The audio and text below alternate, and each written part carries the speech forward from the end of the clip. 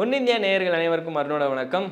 இஸ்மாயில் ஹனியை கொலை செய்யப்பட்ட ஒரு விஷயம் அது எல்லாத்துக்குமே தெரியும். அது வந்து பார்த்தீங்கன்னா, பாம் போட்டு கொண்டாங்களா? இல்ல வந்து ராக்கெட் மூலமா, அணுகுண்டுகள் மூலமா தாக்குனாங்களா? அப்படின்றது வந்து நெறைய பேருக்கு ஒரு சின்ன சின்ன ஒரு மாற்று கருத்துக்கள் இருக்கும். பட் ஆனா இந்த தடவ அவரோட பையன் அப்துல்ஸ்லாம் ஹனியை வந்து ஓப்பனா சொல்லியிருக்காரு. "எங்க அப்பா இப்படி தான் கொலை செய்யப்பட்டிருக்காரு." அப்படின்ற மாரி. அது என்ன ஒரு ஷாக்கிங் ரிவலேஷன் அப்படின்னு சொல்லிட்டு பார்த்தீங்கன்னா, முதல் விஷயம் எங்கள் அப்பா வந்து கொலை செய்யப்பட்டது. இதுக்கு முன்னாடி ஈரானில் வந்து ஒரு பெரிய அதிபர் கமாண்டர் டாப் கமாண்டர் ஒருத்தர் கொலை செய்யப்பட்டார் இல்லையா? அவர் எப்படி கொலை பண்ணப்பட்டாரோ அதே மாதிரி தான் எங்கள் அப்பாவும் கொலை பண்ணப்பட்டிருக்காரு அப்படின்ற மாதிரி. ப்ராஜெக்டைல் அப்படின்ற ஒரு விஷயம் இருக்கும். இந்த ப்ராஜெக்டைல் அப்படின்ற என்னன்னு சொல்லி பார்த்தீங்கன்னா கிட்டத்தட்ட 7 கிலோ வரைக்குமே வந்து வெடிமருந்துகளை தாங்கக்கூடிய சக்தி இருக்கும். அதுபோல் வந்து பார்த்தீங்கன்னா இதை வெளியேருந்து தான் தூக்கி எறிய முடியும் அப்படின்ற மாதிரியுமே வந்து சொல்லியிருக்காங்க. இது இன்னும் ஒரு சில வந்து பார்த்தீங்கன்னா ஆட்டோமேட்டிக்காகவே வந்து ஒரு சேட்டலைட் ட்ராக்கிங் மொபைல் மூலமாகவும் இல்லை வந்து ஒரு ரிமோட் கண்ட்ரோல் பட்டன் மூலமாகவுமே வந்து இந்த பாமை வந்து வெடிக்க வைக்க முடியும் அப்படின்ற மாதிரியுமே வந்து அவர் சொல்லியிருக்கிறாங்க. இது வந்து ரிப்போர்ட் மூலமாக கண்டுபிடிக்கப்பட்டது. ஈரானில் வந்து பார்த்தீங்கன்னா ஒரு இன்னாகுரேஷன் அட்டன் பண்ணுறதுக்காக இஸ்மாயில் ஹனியை வந்து வந்திருந்தார். தெஹ்ரான் அப்படின்ற ஒரு இடம் எல்லாத்துக்குமே தெரியும். ஸோ அந்த தெஹ்ரான் அப்படின்ற இடத்துல தான் வந்து அந்த இன்னாகுரேஷன் நடந்தது. அந்த இன்னாகுரேஷன் அட்டன் பண்ணுறதுக்காக வந்து இஸ்மாயில் ஹனியை அங்கே இருந்தார்.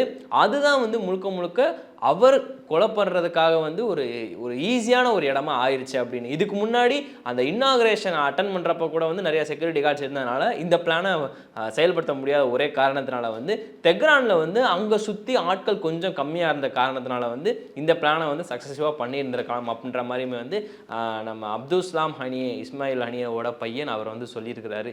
இன்னொரு ஒரு விஷயம் என்ன அப்படின்னு சொல்லிட்டு பார்த்தீங்கன்னா கிட்டத்தட்ட அந்த ஜூன் டைமில் வந்து பார்த்தீங்கன்னா இஸ்மாயில் ஹனியோட ஒரு கெஸ்ட் ஹவுஸ் வந்து தெஹ்ரானில் இருந்திருக்கு. அந்த தெஹ்ரானில் வந்து பார்த்தீங்கன்னா அவரோட கெஸ்ட் ஹவுஸ் ரூமில் கீழே வந்து இந்த ஒரு விஷயம் கண்டுபிடிக்கப்பட்டிருக்கு. முக்கியமாக இதை வந்து ரிமோட் மூலமாகவே வந்து இயக்கலாம் அப்படின்ற மாதிரி வந்து சொல்லியிருக்கிறாங்க. ஸோ இஸ்மாயில் ஹனியேவா ஆல்ரெடி 2 மாதமாக கொலை பண்ண முயற்சி செஞ்சுருக்கிறாங்க.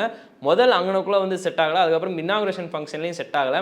அதை முடிச்சதுக்கு அப்புறம் தான் வந்து பார்த்தீங்கன்னா காருக்கு கீழே அந்த மாதிரி இருக்க போகும்போது அவரோட சேர்ந்து கூட ஒரு பாடி கார்டும் அவருமே வந்து கொலை செய்யப்பட்டிருக்காரு அப்படின்ற மாதிரியுமே வந்து இப்போ ஒரு முக்கியமான ஒரு இன்ஃபர்மேஷன் கிடைச்சிருக்கு.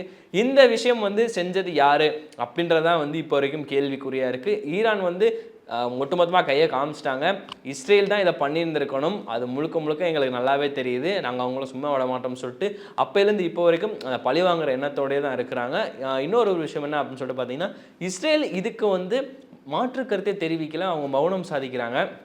நாங்கள் இதை பண்ணலை அப்படின்னு கூட இப்போ வரைக்கும் சொல்லலை. அவங்க இப்போ வரைக்கும் என்ன சொல்கிறாங்கன்னா எதுவுமே சொல்லலை, அமைதியாக இருக்கிறாங்க.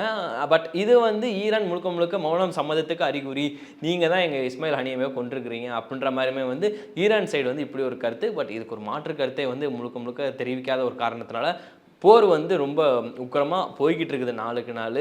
இப்படி இது கடந்த 2 நாட்களாக மட்டும்தான் வந்து பார்த்திங்கன்னா அந்த குண்டுகள் அப்படின்ற ஒன்று வீசப்படாமல் நான் நேற்று நைட்டு 8 மணிக்கு தான் வந்து பார்த்திங்கன்னா அந்த பாம் பிளாஸ்ட் ஒன்றுன்ற ஒரு விஷயம் நடந்தது. போன வீடியோவில் நீங்கள் பார்த்துருந்துருப்பீங்க.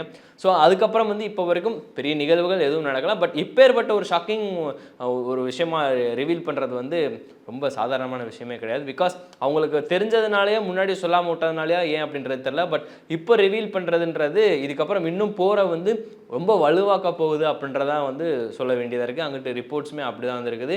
இந்த ஒரு அந்த ப்ரொஜெக்டைல் அப்படின்ற ஒரு விஷயம் இருக்கு இல்லையா? ஸோ அந்த ஒரு விஷயம் வந்து எங்கனக்குள்ளே இருந்தாலும் சேட்டலைட் மூலமாகவும் ரிமோட் கண்ட்ரோல் மூலமாக இயக்க முடியும் அப்படின்ற மாதிரி வந்து சொல்லியிருக்கிறாங்க.